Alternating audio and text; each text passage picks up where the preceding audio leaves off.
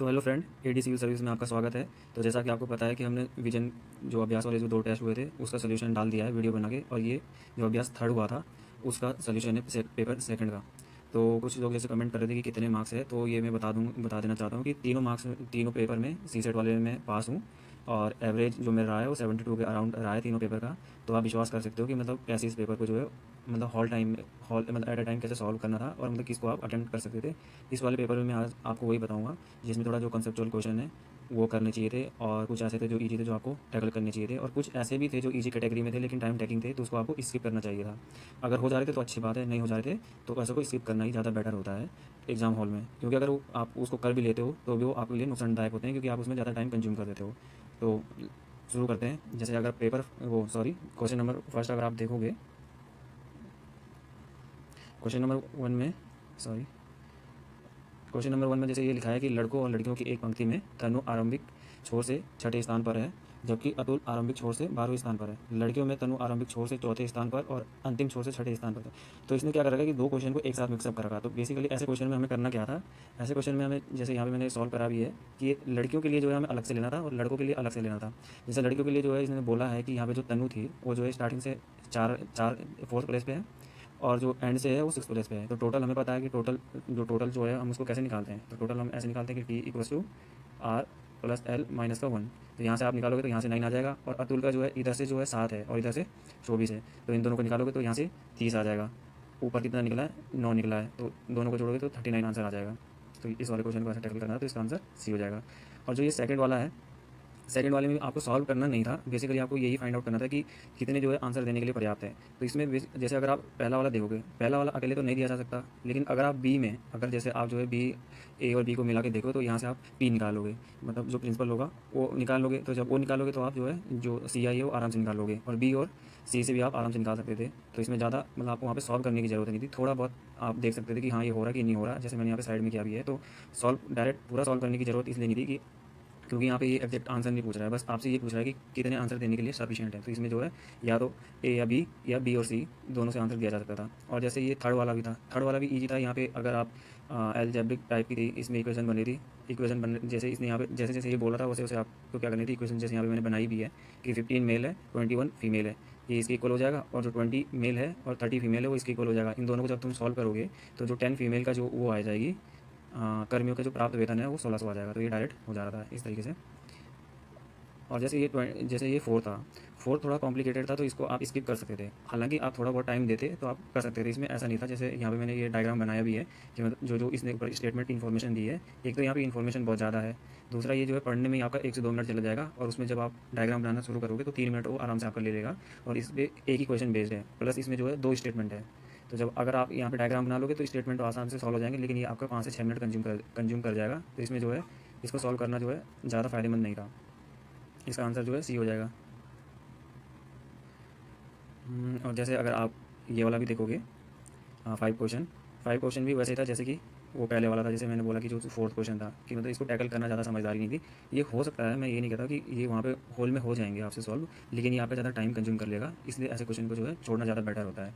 तो इन दोनों को आप जैसे अगर सॉल्व करोगे तो यहाँ पे मैंने जो ये क्रम बनेगा वो ऐसे बनेगा, डी से ई से बी और बी से सी और सी से ए। ये यहाँ पे नाम है, जैसे डी से जो है क्या आ जाएगा, ये डब्बू आ जाएगा, ई से ईवा आ जाएगा, और बी से बल्लू आ जाएगा, और सी से हाँ सिब्बू आ जाएगा, और ए से अप्पू आ जाएगा। तो इसलिए जो है इसका आंसर सी आ रहा था। और बाकी अगर कुछ कन्फ्यूजन होगा तो मैं पीडीएफ वो टेलीग्राम चैनल पे पीडीएफ डाल दूंगा, वहाँ से जो है देख लेना सोल्यूशन। और जैसे ये 6 वाला भी था, 6 वाला तो आप टैकल कर मतलब वहाँ पे कर सकते थे, इसमें ज़्यादा कुछ वैसा था नहीं। जैसे इसने जो इन्फॉर्मेशन दी है कि 15 वर्ष पूर्व 4 सदस्य वाले परिवार की औसत आयु 40 वर्ष थी, और 15 वर्ष की अवधि में 2 बच्चे होते हैं। ठीक है, जन्म होता है उनका 2 बच्चों का, और परिवार की जो जो औसत आयु है वो अभी भी कितनी है, 40 है। तो मतलब व्यक्ति बढ़ के तो है 4 से 6 हो गए, लेकिन औसत वैल्यू अभी भी 40 ही है। तो इसमें करना क्या है हमें कि जो हमें निकालना है वो बड़े बच्चे की वर्तमान आयु और छोटे बच्चे की वर्तमान आयु के बीच का अनुपात क्या है वो निकालना है। तो अगर आप छोटे बच्चों की आपने मान लिया एक्स आयु है, तो बड़े बच्चे की क्या हो जाएगी, एक्स प्लस 8। तो यहाँ से अगर आप निकालोगे कि यहाँ पे जो इनकी जो वर्तमान आयु है वो क्या हो जाएगी, मतलब जो 4 है उनकी 15 साल बढ़ेगी, तो 15 चौका 60 हो जाएगा, और जो औसत जो है वो 40 है। इन दोनों को मल्टीप्लाई करोगे तो ये एडिशन आ जाएगा इसका 220। और जो अभी जैसे इसने बोला है कि जो वर्तमान जो औसत है वो भी बराबर है, तो इन दोनों को मल्टीप्लाई करके 240 आ जाएगा। तो बच्चों की जो वर्तमान आयु का जो योग है वो क्या हो जाएगा, इन दोनों को माइनस कर दो, तो यहाँ से जो है एक्स की वैल्यू 6 निकल के आ रही थी। तो जब एक्स जो है 6 है तो एक्स प्लस 8 कितना हो जाएगा 14, तो 14/6 आ जाएगा। तो यहाँ से कितना आ जाएगा इसका आंसर 7/3। और ये भी थोड़ा सा अटपटा सा लगा था मेरे को, ये मैंने करा भी नहीं था। तो इसका सोल्यूशन आप जो है पीडीएफ से देख लेना खुद ही। और ये 8 वाला भी करने लायक था कि 8 वाले में यही देखना था आपको, जब आप इक्वेशन बना रहे थे तो जब आप इन दोनों को मल्टीप्लाई कर रहे थे तो दोनों इक्वल आ रही थी। दोनों अगर इक्वल आ गई तो यहाँ से आप ना तो पी का वैल्यू निकाल पाओगे, ना ई का, ना एस का। तो इसलिए जो है यहाँ पे जो है इसका आंसर जो है डी आता है कि यहाँ पे निर्धारित नहीं किया जा सकता। और ये भी जो है टैकल करने वाली श्रेणी में रखूँगा मैं, जो 9 वाला क्वेश्चन है। इसमें भी ये कि आप ऐसे ऐसे डायग्राम को कोशिश कीजिए कि वेन डायग्राम के थ्रू कीजिए। कि वेन डायग्राम में कैसा है कि जैसे अगर आप जो है ये जो डेटा है ये सब फेल होने का है, तो ये फेल होने का आपने यहाँ पे लिख लिया।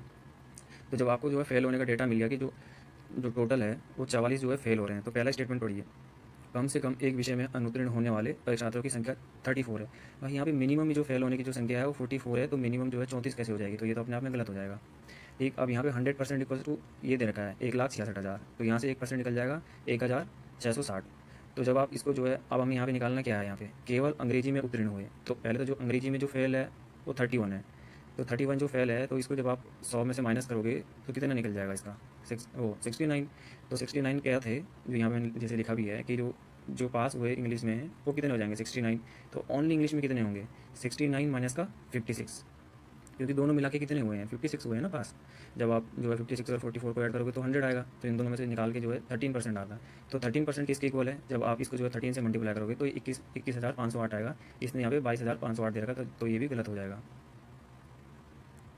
ठीक है, अब आप जैसे अगला क्वेश्चन जो ये क्वेश्चन नंबर 10 है, ये भी थोड़ा सा रेशियो एंड प्रोपोर्शन का है, तो आप कर सकते हो। लेकिन मेरा ये थोड़ा सा रेशियो एंड प्रोपोर्शन वीक है, तो मैं इसके बारे में ज़्यादा तुम्हें बताऊंगा नहीं। बस मैंने ये जो एलिगेशन मेथड है उससे इसको सॉल्व कर लिया था, बाकी आप उससे देख लेना।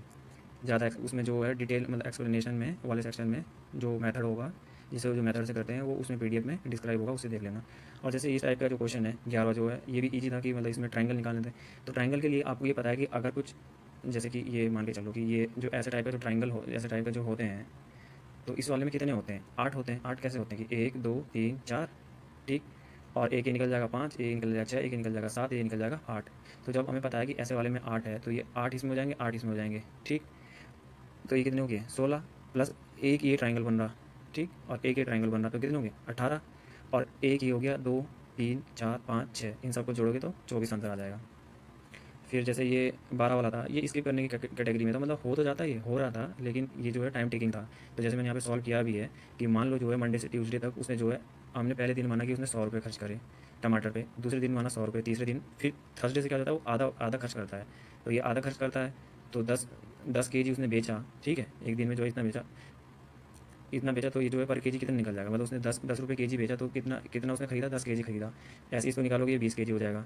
तो ऐसे जब आप इनको सॉल्व करोगे तो ये आ जाएगा इतना 41.25। अब ये रुपये पर केजी पूछ रहा है क्वेश्चन, देखो यहाँ पे रुपये पर केजी है। तो रुपये टोटल हमने जो है 500 रुपये किए हैं खर्च, 500/4.25। तो जब आप इसको निकालोगे तो ये आ जाएगा आपका 12.125 रुपये वो क्या करेगा खर्च करेगा। और जैसे ये था तो इसमें आपको बस अगर आपको थोड़ा सा कॉन्सेप्चुअल क्लियरिटी तो आप इसको आराम से टैकल कर सकते थे। जैसे ये 13वां क्वेश्चन देखिए कि दीप्ति यदि 30 किलोमीटर प्रति घंटे की गति से दौड़ती है तो अपने कार्यालय वो इतने 17 मिनट देरी से पहुंचती है। अगर वो 40 किलोमीटर प्रति घंटे की रफ्तार से दौड़ती है तो वो 5 मिनट की देरी से पहुंचती है। तो सही समय हमें निकालना है। तो ऐसे में क्या होता है कि हमें ये तो पता है कि जो डिस्टेंस है वो इक्वल है, बस हमें जो है वो हमें जब हमें पता है कि डिस्टेंस इक्वल होता है तो जो फॉर्मूला है वो क्या होता है speed equals to distance upon में टाइम। तो जब डिस्टेंस बराबर है तो स्पीड इंटू टाइम। तो D1 जैसे मैंने यहाँ पे निकाला कि हमने जो मान लिया कि जो सही टाइम है वो T है, तो D1 इक्वल्स टू कितना हो जाएगा 30 इंटू T प्लस 17, क्योंकि ये जो है जो 17 मिनट जो है वो लेट ले रहा है। तो यहाँ से D1 इक्वल्स टू इतना आ जाएगा, क्योंकि ये किलोमीटर पर आर है और यहाँ पे जो है मिनट में है, तो इसको हम मिनट में कन्वर्ट कर देंगे 60 से डिवाइड करके। और इसी तरह से हम D2 निकाल लेंगे। तो जब इन दोनों को इक्वल करेंगे तो यहाँ से जो T है वो 31 निकल के आ जाएगा, ठीक है।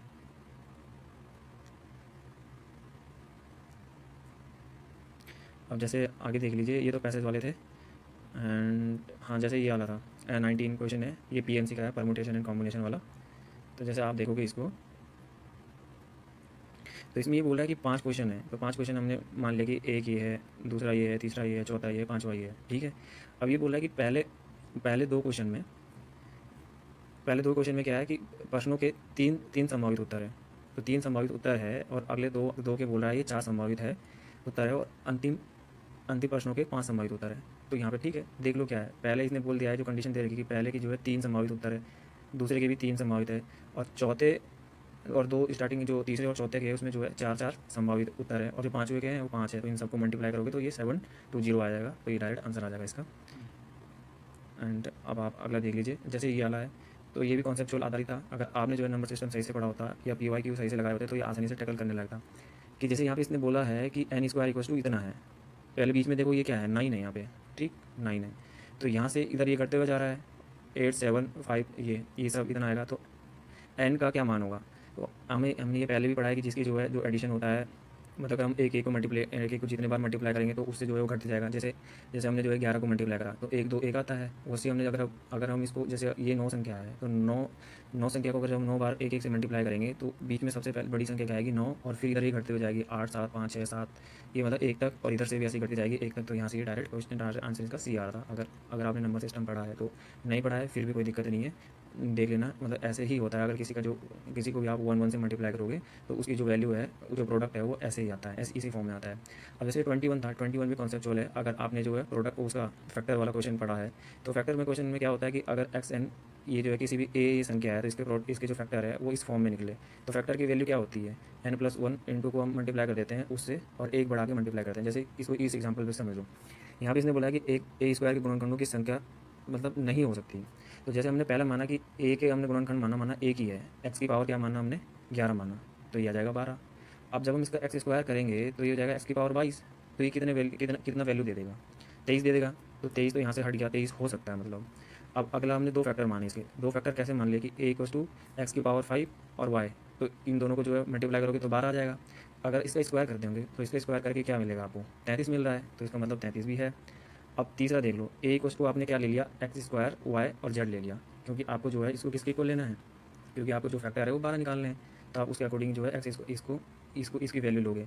तो जैसे आप एक्स स्क्वायर ए स्क्वायर लोगे तो इसकी वैल्यू कितनी आ रही है निकल के यहाँ से 45। इसका मतलब है कि 45 आ रहा है, ये आ रहा है, तो इसका मतलब 30 नहीं आएगा। तो यहाँ से जो है ऑप्शन से जो है ये आंसर आ जा रहा था।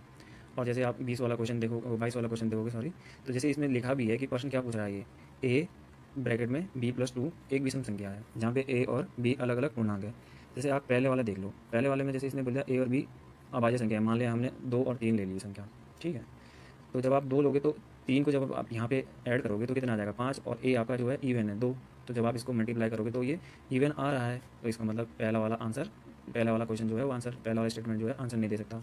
अगर आप सेकंड वाला देखोगे अब कि b ग्रेटर देन 7, तो ये तो वही बात होगी कि b ग्रेटर देन अगर 7 है तो ये कुछ भी हो सकता है, 2 हो सकता है, 3 हो सकता है, 5 हो सकता है। तो यहाँ पे आप कुछ भी वैल्यू रखोगे तो ये भी जो है आपको जो है विषम संख्या नहीं देगा, इसलिए जो है इसका आंसर डायरेक्ट डी आ जाएगा कि S1 और S2 एक साथ भी उत्तर देने के लिए पर्याप्त नहीं है। और जैसे कि ये 21 23 वाला ये भी काफ़ी लंबा है, तो यहाँ पे जो है वीडियो ज़्यादा लंबी ना हो इसलिए इसको मैंने यहाँ पे लिख भी दिया है कि PDF को रेफर कर लीजिए। और जैसे यहाँ पे ये 24 वाला, तो 24 वाले में भी वही है उस टाइप का, जैसे मैंने बोला था आपको कि आप जो है उसको रेफ़र कर सकते हो, क्या वो सॉरी क्या वेन डायग्राम। तो जैसे आप ये मान लीजिए कि जैसे यहाँ पे इसने जो यहाँ पे जैसे यहाँ पे शायद मैंने अगले वाले पेज पे इसको एक्सप्लेन किया है कि यहाँ पे देख लीजिए, जो ये पहला वाला है कि ये देख लीजिए यहाँ पे, तो वेन डायग्राम इसका ऐसे ऐसे बन रहा था। बाकी चीज़ को आप अगर ज़्यादा एक्सप्लेन करना हो या ज़्यादा एक्सप्लेनेशन चाहिए होगा तो आप उसको रेफ़र कर सकते हो किसको, PDF को। जैसे यहाँ पे जो इसने इन्फॉर्मेशन दी उसको मैंने इस फॉर्म में कन्वर्ट कर दिया। अब जो हमारा क्वेश्चन क्या था कि दैनिक जागरण जो है कितने पढ़ते हैं, तो दैनिक जागरण में क्या क्या आ जाएगा, तो दैनिक जागरण का जो है ये वाला था, ये वाला सर्कल है, तो इसमें 21 + 7 कितने हो गए 28 + 2 32 + 8 40 हो जाएंगे। तो 1% जो है हमारा यहाँ से जो है 20 के इक्वल निकला था, और निकल कितने रहे हैं दैनिक जागरण वाले 40। तो जब इन दोनों को आप मल्टीप्लाई करोगे तो यहाँ से वैल्यू आ जाएगी 800। तो इसका आंसर क्या था 800, ठीक है। और जैसे 26 वाला है, तो 26 वाले में भी मतलब करने लायक था, अगर मतलब इसको रिविजिट करने लायक था ही, अगर आपको पास टाइम बचा था तो आप इसको कर सकते थे। कि जैसे इसने यहाँ पे जो है मैंने लिखा भी है कि ये बोल रहा है कि हमें पता है कि 2 रेलगाड़ियाँ हैं क्रमशः 90 किलोमीटर/आवर की और 108 किलोमीटर/आवर की गति से समान गति से विपरीत दिशाओं में यात्रा कर रही है। उन्हें एक दूसरे को पार करने में 10 सेकंड का समय लगता है। यदि दोनों रेलगाड़ियाँ एक ही दिशा में यात्रा कर रही है तो तेज़ गति से चलने वाली रेलगाड़ी में बैठा एक यात्री 25 सेकंड में दूसरी गाड़ी से आगे निकल जाता है। तो तेज़ गति वाली रेलगाड़ी की लंबाई क्या है, तो हमें जो है यहाँ पे पता है कि ये सेकंड में है। तो जो ये 9 जो स्पीड है इसको हम किस में निकाल सकते हैं, मतलब मीटर पर सेकंड में। तो इसको जो 90 को इसको जो है 5/18 से हम मल्टीप्लाई कर देंगे तो ये इसकी स्पीड जो है 25 मिनट पर सेकंड आ जाएगी, और इसकी जो है 30 मीटर पर सेकंड की आ जाएगी। तो जब हमें पता है कि अपोजिट डायरेक्शन में होता है तो ऐड होता है, तो इन दोनों को आप ऐड करोगे तो कितनी निकल जाएगी 55। अब जो डिस्टेंस हमें पता है, distance equals to speed into time होता है, तो इन दोनों को जब आप मल्टीप्लाई करोगे तो कितना निकल जाएगा 550 मीटर, ए और बी। अब जब सेम डायरेक्शन होता है तो ये माइनस होता है, तो जब इन दोनों को माइनस करोगे तो ये 5 सेकंड आ रहा है टाइम। तो जब 5 सेकंड टाइम आ रहा है तो जो पहले वाली जो उसकी जो लेंथ है वो कितनी निकल जाएगी 5, तो इसमें टाइम आ रहा है, लेकिन जो इसकी जो लंबाई जो चाल है उसकी कितनी है 25 मीटर पर सेकंड। तो जब इन दोनों को मल्टीप्लाई करोगे तो ये 125 आ रहा है, तो 125 में से जब आप वो 550 में से 125 जब आप माइनस करोगे तो ये 425 आंसर आ जाएगा इसका। तो ये आंसर आ रहा था, और ये भी श्रृंखला था। तो ये तो ईजी था कि इसमें जो है पहले में क्या कर रहा है, ये +3 ऐड कर रहा है, सेकंड वाले -2 ऐड कर रहा है, फिर 3 ऐड कर रहा है, फिर -2 ऐड कर रहा है, फिर 3 ऐड कर रहा है। तो इसमें से जब आप 2 माइनस करोगे तो 11 आ जाएगा डायरेक्ट आंसर। और ये 27 वाला मेरा थोड़ा सा गलत हो गया था। तो इसमें ऐसा था कि जैसे इसने बोल दिया कि आशा की ओर इशारा कर रहा है, तो पहले आपने आशा को ले लिया कि जॉन जो है आशा की ओर इशारा कर रहा है। अब उसने कहा कि उसके इकलौते भाई का बेटा, मतलब इसका भाई जो है ये हो जाएगा कोई जो भी है, मेरी पत्नी का भाई है। तो जो मतलब जो इसका बेटा है वो इसकी पत्नी का क्या है, भाई है। तो आशा जॉन से किस प्रकार संबंधित है, तो आशा का जो ये क्या है, ये ससुर है। तो ससुर, तो आशा क्या है, इसकी बहन है। तो इसलिए जो आंसर क्या आ जाएगा, ससुर की बहन आ जाएगा इसका। ठीक है। अब जैसे हम अगला देखेंगे, ये वाला क्वेश्चन नंबर 31। क्वेश्चन नंबर 31 में अगर आप मतलब कर सकते हो, ऐसा नहीं कि टैकल करने लायक है, लेकिन ये भी थोड़ा टाइम टेकिंग है, बट आप ये थोड़ा इजीली, मतलब एक तो ये 2.5 नंबर आपको देके जाएगा। अगर आपने ऐसे क्वेश्चन की प्रैक्टिस की है तो आप कर सकते हो, ये 2 मिनट के अंदर अंदर सॉल्व हो जाएगा। लेकिन आपने अगर प्रैक्टिस नहीं की है तो मैं आपको सजेस्ट करूँगा कि ये क्वेश्चन को टैकल ना करें, क्योंकि ये आपका 4 से 5 मिनट किल कर जाएगा।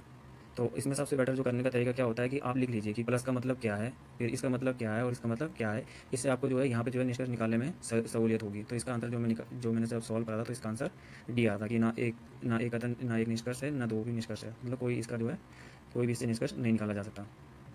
और जैसे 32 है, ये करने लायक था। 32 में क्या है कि जैसे 107 है, 107वें दिन में क्या होगा, जैसे आज इसने बोलते फ्राइडे है, तो जब आप इन सबको जब आप इसको जो है 7 से डिवाइड करोगे तो 6 और दिन आ रहे थे। तो 2 दिन ऐड करोगे तो क्या हो जाएगा, संडे। और 4 दिन और आगे जाओगे तो क्या आएगा, थर्सडे। मतलब इसका आंसर क्या था, बृहस्पतिवार। अब जैसे ये 33 भी है, पारुल और पलक की मासिक आय ये है और इतना देर का। तो हमें ये पता है, इसने जो क्वेश्चन पूछा है, पालक की आय से पारुल की आय जो है पलक की आय से कितने प्रतिशत अधिक है।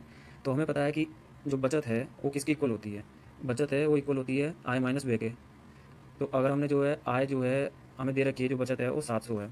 तो जब आप इन दो की इक्वेशन यहाँ से जो निकलेगी वो निकलेगी, तो इन दोनों को इक्वल करोगे तो x इक्वस टू वाई आ जाएगा। तो जब x इक्वस टू वाई आ जाएगा तो यहाँ से जो है इसकी जो आय है वो हो जाएगी 2800, इसकी हो जाएगी 2100।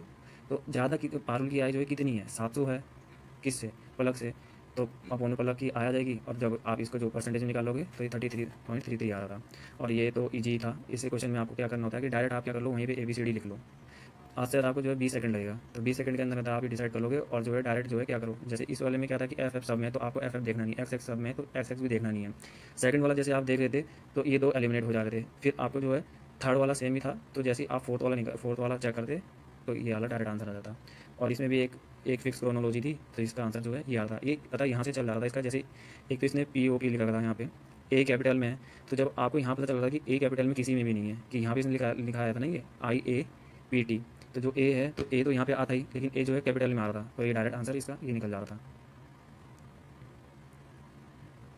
और जैसे आप अब अगला क्वेश्चन देखोगे, ये 41 तो बहुत ईजी था। कि जैसे आप ये देखोगे कि डायरेक्ट ये हमें दे रखा है, तो C इक्वस टू ये दे रखा है, B इक्वस टू ये दे रखा है, तो यहाँ पे B की वैल्यू पुट कर दो, D के रेफरेंस में हमें निकालनी है, तो ये आ रहा डायरेक्ट। ये मुश्किल से 15 सेकंड का क्वेश्चन था ये, तो इसका जो है आप टैकल कर सकते हो इस क्वेश्चन को। ये वाला भी ईजी था कि जब आप इसको बनाओगे तो ये वाला डायग्राम बन के आएगा। तो बस ये पूछ के आ रहा है कि के शहर D से किस दिशा में है, तो D ये है, K इस दिशा में है, तो यहाँ से निकालोगे दक्षिण पूर्व आ जाएगा आंसर। और जैसे अगला क्वेश्चन है, ये है उसका किसका, DI वाला या परसेंटेज वाला। तो जैसे आप अगर आप देखोगे डाटा वाला है, तो जैसे इसने क्वेश्चन दे रखा है कि यहाँ पे जो राज्य विधानसभा में निर्वाचित सदस्य और ये तो उत्तर प्रदेश में जनसंख्या कितनी है। तो यहाँ पे इसने डायरेक्ट फॉर्मूला दे रखा है कि एक निर्वाचित विधायक के मत का मूल्य इतना है और राज्यों की कुल जनसंख्या इतनी है। तो यहाँ पे हमें कुछ नहीं करना था, जो इसने फॉर्मूला दे रखा है ना, और ऊपर जो डेटा दे रखा है, इस फॉर्मूले में हमें डेटा पुट करना था, और डायरेक्ट जो है वैल्यू यहाँ से निकल जा रही थी 8.38 करोड़। और इसी प्रकार जो है इस वाले में भी था 44 में जो यहाँ पे इसने फॉर्मूला दे रखा है, फॉर्मूला में जैसे आप जो है डायरेक्ट वैल्यू पुट करते, तो जैसे आप वैल्यू पुट करते तो यहाँ से जो है इसकी वैल्यू कितनी निकल रही थी 233। और जैसे ये 45 वाला, ये भी परमुटेशन कॉम्बिनेशन का है। तो यहाँ पे क्वेश्चन दे रखा है कि पंकज के जो है 5 दोस्त है, जिसमें 2 लड़के हैं 3 लड़कियाँ हैं। और सुमन के भी 5 दोस्त हैं, जिसमें जो है तीन तीन लड़के हैं और 2 लड़कियां हैं। अब ये बोल रहा है कि मतलब ऐसा उसको ग्रुप बनाना है, वो जो है घूमने का केदारनाथ की यात्रा की योजना बना रहे हैं। ग्रुप ऐसा बनाना है कि उसमें जो है 2 लड़के हों और 2 लड़कियां हों। अब जैसे इसमें जो है केस देख लो कैसे कैसे केस बन सकते हैं। जैसे फर्स्ट केस में हमने मान लिया कि यहाँ से इसने क्या करा, 2 लड़के यहाँ से उठा लिए और 2 लड़कियाँ यहाँ से उठा ली, एक केस तो ये बनेगा। दूसरा केस क्या बनेगा कि यहाँ से इसने क्या कर लिया कि तीन तीन लड़कियों में से एक लड़की ले ली और 2 लड़कों में से एक लड़का ले लिया। इसी प्रकार इसने इसमें ऐसे करा कि 3 लड़कों में से एक लड़का ले लिया और 2 लड़कियों में से एक लड़की ले ली। तो जब आप इसको सॉल्व करोगे तो ये डायरेक्ट इसका जो है 36 आ जाएगा, इसका 1 आ जाएगा। और तीसरा केस क्या हो सकता है, तीसरा केस ये हो सकता है कि इसने यहाँ से जो है 3 में से 2 लड़के यहाँ से ले लिए, तीन लड़कियाँ हैं ना, तो यहाँ से 3 में से 2 लड़कियाँ ले ली और यहाँ से 3 में से 2 लड़के ले लिए। तो यहाँ पे जब निकालोगे तो 9 था, जब आप इन टोटल को ऐड करोगे तो ये 46 आंसर आ जाएगा। और इस प्रकार ये था 46 ये था कि मतलब डायरेक्ट इसने जो पेज फाड़ दिए। कुल मिला के हमें ये निकालना था कि डिजिट निकालनी थी 89 से लेके 143 तक थी। तो 89 से लेके आप 99 तक आप मैनुअली लिख लो कि ये तो 11 आ रही थी, तो इसमें 2 डिजिट आ रही है, तो 11 से मल्टीप्लाई कर दो तो कितने आ जा रही है, 22। अब अगला क्या है, ये बोल रहा है कि जब आप देखोगे 100 से लेके मतलब 101 से लेके 43 तक कितनी संख्या होगी, 43, और हमें पता है कि सारी 3 डिजिट नंबर है, तो इनको मल्टीप्लाई कर दो तो 129 आ रहा था। इसके बाद क्या था कि एक डिजिट और बची हुई थी 100, तो इसमें कितने डिजिट है, 3, तो इनको ऐड करोगे तो 154 इसका आंसर आ जाता डायरेक्ट। ठीक है, जैसे ये 47 था, तो ये 47 ऐसा मेरे को भी ज़्यादा मतलब मेरा भी गलत हो गया था। मैं इसमें डी मारा था, लेकिन ये आंसर सी दे रहा है कि यदि मुझे विश्राम की आवश्यकता नहीं होती तो मैं गोवा नहीं जाता। देखो ए और बी तो डायरेक्ट हट जा रहे थे, क्योंकि आवश्यकता होती है, मुझे विश्राम की आवश्यकता होती है या विश्राम की आवश्यकता होती है, ऐसा नहीं था। उसने ये बोला कि जब मुझे विश्राम की आवश्यकता होती है, यदि मुझे विश्राम की आवश्यकता नहीं होती है तो मैं गोवा नहीं जाता। यहाँ पे जो है इसका जो मतलब जैसे हम बोलते हैं ना कि नेगेटिव उसमें था आंसर। और जैसे ये 48 है, इसको भी आप पीडीएफ से रेफर कर लेना, क्योंकि इसका सोल्यूशन थोड़ा ज़्यादा लेंदी है। और ये भी थोड़ा इजी था, मतलब डायरेक्ट क्वेश्चन देखने से पता चल रहा था कि राम और श्याम एक परीक्षा में उपस्थित हुए और कुल 10 प्रश्न थे और प्रत्येक प्रश्न 1 अंक का था और गलत होने पर इतने थे। तो जो कुल मिला के इसने बोला था कि गलत उत्तर दिए गए प्रश्नों की संख्या कितनी थी, तो राम ने 3 गलत दिए और इसने 1 गलत दिया। इसको आप इजीली टैकल कर सकते हो, इसमें ज़्यादा बताने की ज़रूरत है नहीं। ये पैसेज वाले हैं, तो ये तो आप ही देख लेना। जैसे ये वाला क्वेश्चन है 56 वाला, देखो ये क्वेश्चन तो इजी था, लेकिन ये टाइम टेकिंग था। इसमें क्या होता था कि अगर आपको पढ़ने में ही पहले जो है आपका कम से कम कितने मिनट, कम से कम 1 मिनट लग जाता आपको, क्योंकि इंटरलिंक करने में आपको कम से कम 1-1.5 मिनट लग जाता। उसके बाद आप इसको सॉल्व करते। फिर इसमें भी पेंच था। पहले ये बोला कि 6 स्टेशन है, एक बेस स्टेशन है, और एक बेस स्टेशन से जो है 6 बेस स्टेशन मतलब जो सामान है हर बेस स्टेशन के लिए उसको जो है बेस स्टेशन से ही लेके जाना है। तो जब आप इन टर्म को देख लोगे कि यहाँ से जो है पाँच छलांग लगाता है वो, और पहले वाले से दूसरे वाले में 6 छलांग लगाता है, यहाँ से 7 लगाता है, यहाँ पे 8 लगाता है, यहाँ पे 9, यहाँ पे 10। तो इन सबको जब आप ऐड करोगे 6 छलांगे तक, यहाँ से यहाँ आने तक इसको 45 मीटर चलना पड़ता है, 45 छलांग लगानी पड़ती है। यहाँ से यहाँ आने के लिए 35, यहाँ से 26, यहाँ से 18 और यहाँ से 11, यहाँ से 5। जब इन सबको आप ऐड कर दे तो 140। तो ये हमें पता है कि 140 तो ठीक है, बट अब इसको क्या है कि हर बार जब इसने यहाँ पे कर लिया ना, तो जब वो ई वाले जो स्टेशन है उसके जब सेटअप करेगा तो इसके लिए इसको वापस जो है बेस स्टेशन पे जाना पड़ेगा, क्योंकि सारा सामान यहाँ से ये वापस लाएगा। तो इसका मतलब ये दोगुनी दूरी तय करेगा। तो दोगुनी दूरी तय करेगा मतलब 140 का दोगुना कितना हो जाएगा, 280। और यहाँ पे इसने दिया भी है, इसने दिया क्या है कि 1 मीटर जो है अर्थ पे जो 1 मीटर है, जो चंद्रमा पे 1 मीटर है, वो कितने इक्वल है, 5 मीटर के इक्वल। तो 280 को जब आप 5 से मल्टीप्लाई करते हैं तो ये 1400 मीटर इसका आंसर आ जाता है।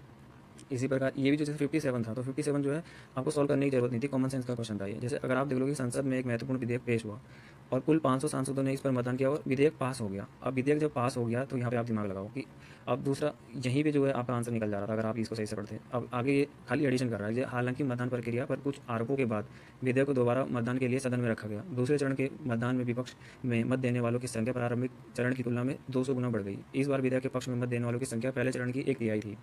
यदि ये ज्ञात है कि सभी ने दोनों चरणों में मतदान में भाग लिया, तो पहले चरण में कितने सांसदों ने विधेयक के विपक्ष में मतदान किया। तो पहले चरण में जब विधेयक पास हो गया तो ये तो मानते हो आपकी जो है वो जो है 250 से ज़्यादा ही था, ठीक।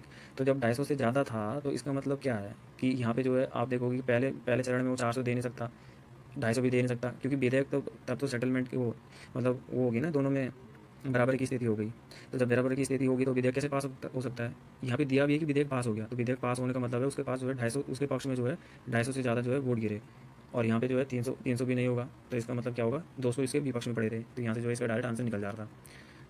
और जैसा ये भी ऐसी था 58 वाला कि यहाँ पे इसने बोल दिया कि जो सेना की जो सैनिक है ना, एक सैनिक वो ग्रेनेड कितनी ले सकता है हद से अधिक, जितने जो है सैनिक है ना उसके बराबर मतलब उससे अधिक नहीं ले सकता वो, बराबर उस मतलब सैनिक यहाँ पे क्या लिखा है, ग्रेनेड रखता है, साथ ही पलटन में सैनिक है उसके ज़्यादा हैंड ग्रेनेड कोई भी नहीं रखता है, मतलब जितने सैनिक है उससे ज़्यादा कोई भी नहीं रखता।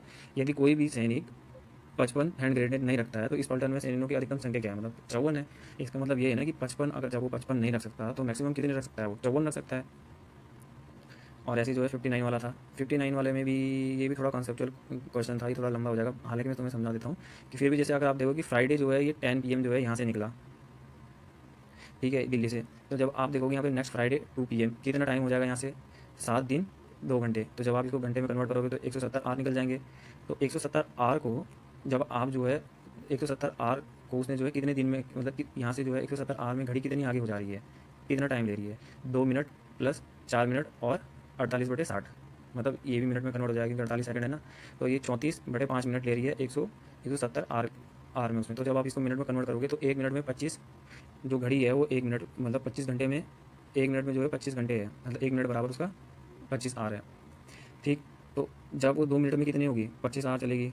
मतलब यहाँ पे यही बोल रहा ना वो कि 2 मिनट घड़ी जो है 2 मिनट धीमी थी, लेकिन जब वो ग्वालियर में विश्राम करा था तो उसे पता चला कि घड़ी सही समय दे रही थी।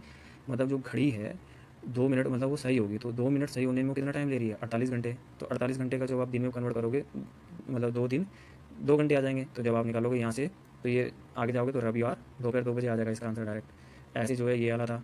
अगर आपने जो है क्यूब और क्यूबॉइड वाला कॉन्सेप्ट पढ़ा है तो यहाँ पे जो ये निकल रहे थे, तो यहाँ पे जब आप एक्स की वैल्यू निकालोगे तो 7 आ रहा था। तो यहाँ पे हमें निकालना था कि कितने घन हर तरफ से मतलब यहाँ पे किसी में भी जो है मतलब कलरलेस है वो। तो यहाँ पे x-2 का होल क्यूब निकालना था। तो जब आप 5 का क्यूब क्या होता है 125, तो डायरेक्ट यहाँ से आंसर आ जा रहा था। और ऐसे जो है 61 है, जब आप 61 देखोगे तो 61 को आप जैसे जैसे सॉल्व करोगे, अगर आपका मैं सजेस्ट तभी करूँगा अगर आपने ऐसे क्वेश्चनों की अच्छी प्रैक्टिस की है तो ये करने में ईजी है, लेकिन अगर आपने प्रैक्टिस नहीं की है तो मैं आपको सजेस्ट करूँगा कि ऐसे क्वेश्चन को टैकल ना करें। तो जैसे मैंने यहाँ पे सॉल्व करा था वहीं पे, तो ये इस टाइप में बन रहा था। तो यहाँ पे जो है सिंपल से ये पूछ रहे थे कि निम्नलिखित में से कौन सी किताबें नीचे से 5वीं है। तो जब आप नीचे से 5वीं गिनोगे तो यहाँ से मराठी आ रही थी। अब जैसे आप देख लीजिए आगे, जैसे कि हाँ जैसे ये है 66 वाला। तो 66 वाले में क्या था कि जैसे अगर आप यहाँ पे देखोगे कि ये बोला कि किसके समतुल्य नहीं हो सकता, जब आप इसको सॉल्व करोगे तो ये आएगा। तो इसको आप ऐसे लिख सकते हो, ऐसे लिख सकते हो, ऐसे लिख सकते हो, लेकिन आप इसको ऐसे नहीं लिख सकते क्योंकि जब आप इसको मल्टीप्लाई करोगे तो क्यू भी माइनस में आ जाएगा, जबकि यहाँ पे क्यू जो है माइनस में नहीं है। और यहाँ पे जैसे 67 है तो यहाँ पे इसने दिमाग क्या लगाया था कि इन सबको क्या कर रहा है, ये एडिशन करते जा रहा है कि जैसे ये 8 8 8 दूनी 16, फिर इसमें जो है 8 में 16 जोड़ा तो 24 आया, फिर 16 में 24 जोड़ा 40 आया, 40 में वो 24 में 64 जोड़ा तो इतना आया। तो जब 40 में 64 जोड़ेगा तो ये कितना आ जाएगा, इसका आंसर क्या आ जाएगा 105 आ जाएगा। क्योंकि जब ये 105 आया 104 आया यहाँ पे पूछ क्या आया ये x+y, तो यहाँ पे जो y है वो क्या वैल्यू है इसकी 1 है, क्योंकि 0 + 1 तो 1 ही होता है, तो 1 + 1 जो है 2 आ रहा है, तो यहाँ पे y जो है वो 1 है, तो यहाँ पे जो x+y की वैल्यू है वो 105 आ जाएगी। और इसी प्रकार ये है, ये भी थोड़ा परसेंटेज वाला है, अगर आप इसको सॉल्व करोगे मतलब ठीक है। जैसे बस ये फॉर्मूला याद रख लो कि MP क्या होता है, MP = CP × 100 + प्रॉफिट अपॉन में 100 माइनस डिस्काउंट। तो यहाँ से जब आप निकालोगे जो मार्केट प्राइस है वो 100 मान लो, तो यहाँ से जब सॉल्व करोगे तो इसका आंसर कितना आ रहा था 12.12 के आसपास आ रहा था, तो जो कि इसके बीच पड़ता है। बाकी जो अगर विस्तार में जानना है आपको तो PDF को रेफर कर सकते हो आप।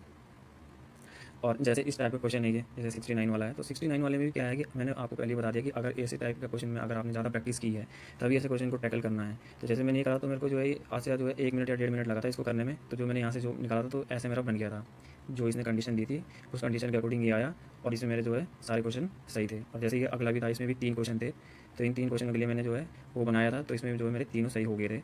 बाकी जो है इसको जो है ऐसे क्वेश्चन को प्रैक्टिस कर लीजिए, हो सकता है ऐसे क्वेश्चन आ जाए।